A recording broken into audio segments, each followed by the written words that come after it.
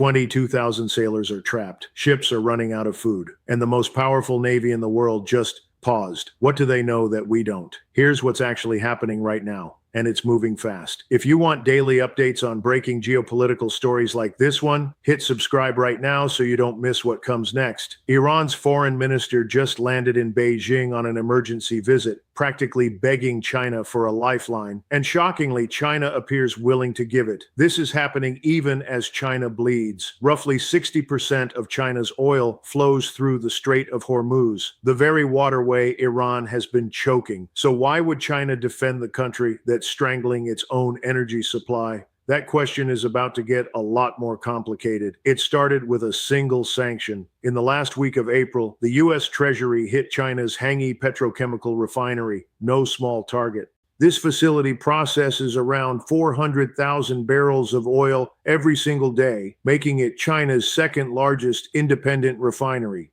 Treasury Secretary Besant was direct. Any bank, any company, anywhere in the world helping Iran move oil would face secondary sanctions, no exceptions. But China didn't flinch. They fired back. Beijing issued a formal injunction making it illegal for any company operating inside China to comply with US sanctions. Think about what that means. Foreign companies doing business in both countries are now legally trapped between two superpowers. Obey Washington, break Chinese law. Obey Beijing, face American sanctions. This is economic warfare, and you're about to see why it matters more than most people realize. If you've been finding this breakdown valuable, like this video, it genuinely helps us bring you these daily updates. This is the part most channels aren't covering. Right before the Iranian foreign minister touched down in Beijing, President Trump dropped a statement that stunned even his own cabinet. After weeks of officials calling Project Freedom,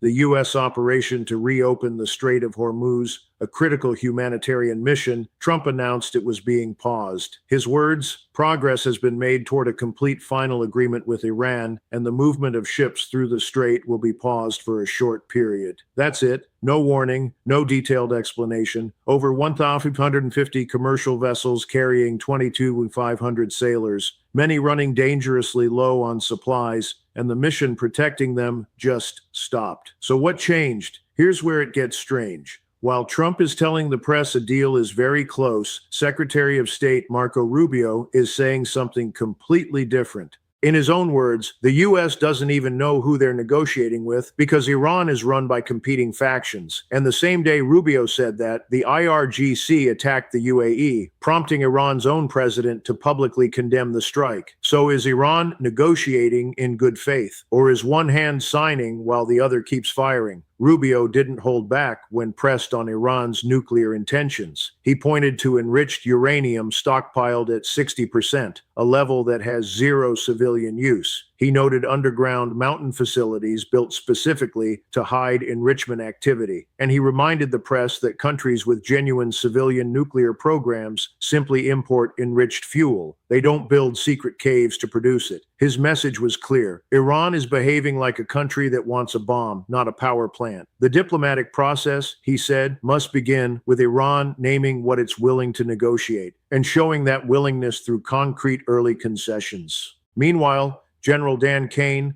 chairman of the Joint Chiefs, delivered a briefing that painted a picture far bleaker than the diplomatic language suggests. Since the ceasefire was announced, Iran has fired on commercial vessels 9 times, seized 2 container ships, attacked U.S. forces more than 10 times, struck Oman once, hit the UAE 3 times, including a strike on the Fujairah oil terminal. Navy and Army helicopters are intercepting drones and missiles daily. This isn't a ceasefire. This is a conflict being managed in real time. And Iranian state media, they're calling all of this a victory. In their framing, the U.S. pause on Project Freedom means America blinked. They're celebrating. And to reinforce that narrative, Iran attacked a French vessel attempting to exit the strait, a direct message to the world that they have no intention of backing down. But here's the moment that stopped everyone cold. Iran, the regime threatening to charge ships $2 million per tanker to cross international waters, publicly posted the email address they plan to use to collect those payments on the open internet for the whole world to see.